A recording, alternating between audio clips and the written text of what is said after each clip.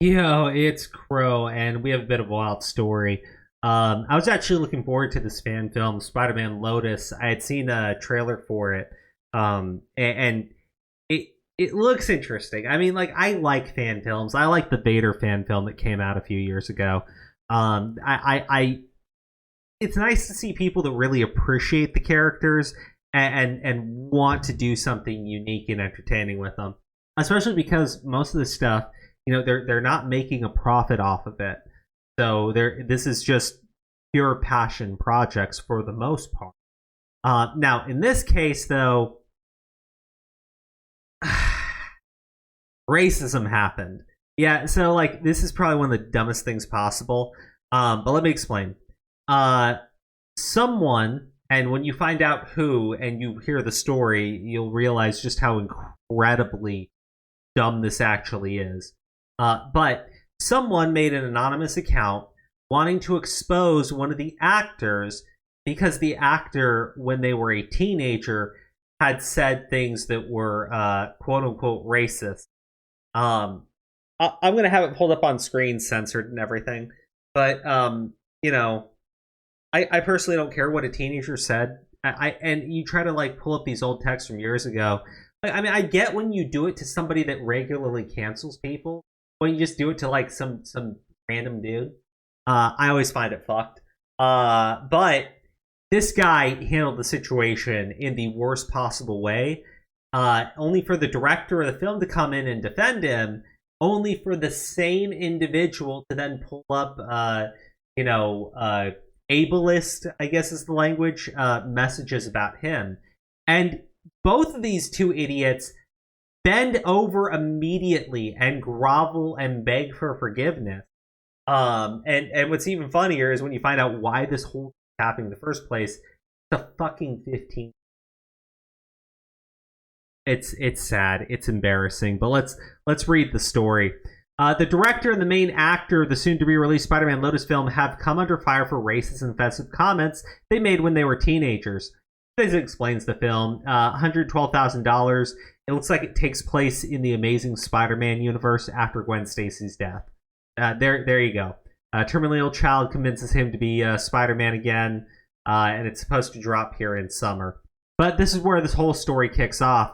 So on June 18th, this random no-name account, or no photo account, no nothing, Newegg account, I think is what they call them. It shows up and calls this extreme racism. Right? Now, look, it sounds like stupid shit that was being said by someone who was an edgy kid. Now, the only problem with that is Warden Wayne jumps in to tell us that he comes from a long line of racists.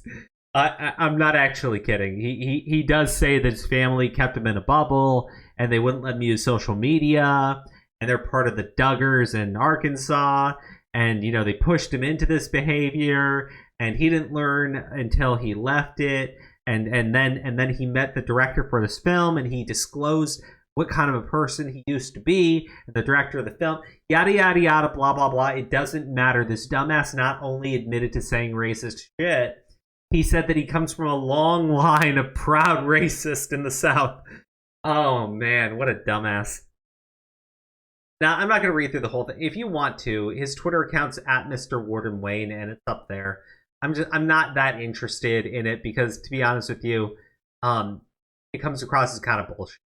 Now, and when I say bullshit, I mean like he grovels, he begs, he says that he came from a long line of racists, but it's never been a racist himself.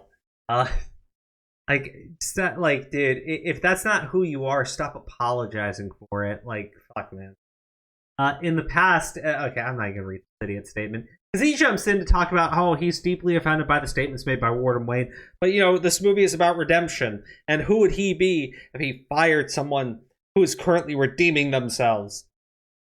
Yeah, but see, the thing is, the guy that went after Warden actually hates GJK, the producer of the film, and this whole thing is about him because then he drops his messages. Look, these aren't even like Warden Wayne's messages. They look like some edgy kid. This shit, he's using the R word. That's it. Oh, and he used the He didn't drop the hard R in here. Like, fuck off. Like, fuck off the person that did. But there's some 15-year-old kid, right? I'll speak about this fucking VFX artist in a second, because this person, you know, like fuck them. They're a complete asshole, and I'll talk about it. Let's just jump ahead a little bit. The person that did all of this, they say their name is Matt. They're 15. They met the Gavin person, the director, when they were 9, and Gavin agreed to work on a Spider-Man story with them. But then Gavin didn't work on the story with them, so he made it his mission to destroy Gavin. And, like, Gavin, being a complete fucking idiot, has just, like, bent the knee to this kid in every fucking aspect because he's terrified of being canceled. Like, it's embarrassing. And look at, like, some of the idiots contributing to this stuff, even though they don't... Like, I'm just talking about, like, jumping in, striking while the iron's hot. I don't even care who you are. I don't want you to gain any fame out of anything. You're just a greedy little asshole. Well, Spider-Man Lotus is trending again for reasons no one could have guessed, me included. During my time on Lotus, I only interacted with a few crew members, but I never heard of any racism going on past or present. I wouldn't have joined the production had I known. If that was the only tweet, I personally wouldn't care. Because it's saying, like, flat out, look, you're accusing them of racism. I never saw racism. That's it. That's literally it. You have a witness. You never saw. Nobody was complaining about it. Nothing. But that's not what they're there to do. They're there to tell you what actually is happening, why they hate Gavin Dew. I can speak for the whole former VFX team when I say we do not look back on Lotus as a fond experience. And this is retroactively another reason why. Because, you know, like, why would this be another reason why you look on it as a poor thing if you've never seen racism and you... Oh, God, you're... Ugh.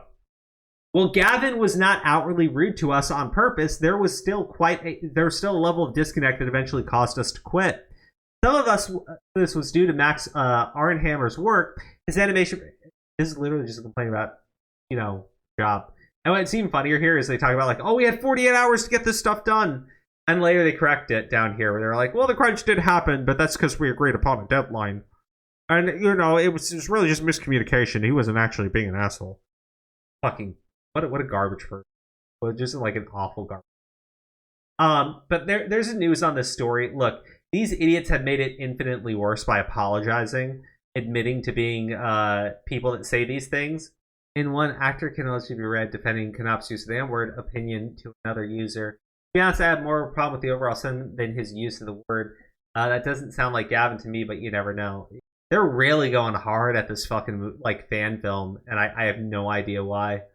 Like, it's clear what's going on here. You guys let me know what you think in the comment section below. The lead actor on this, and the director are fucking idiots, but also it's pretty clear they're being just straight up railroaded by some malicious asshole on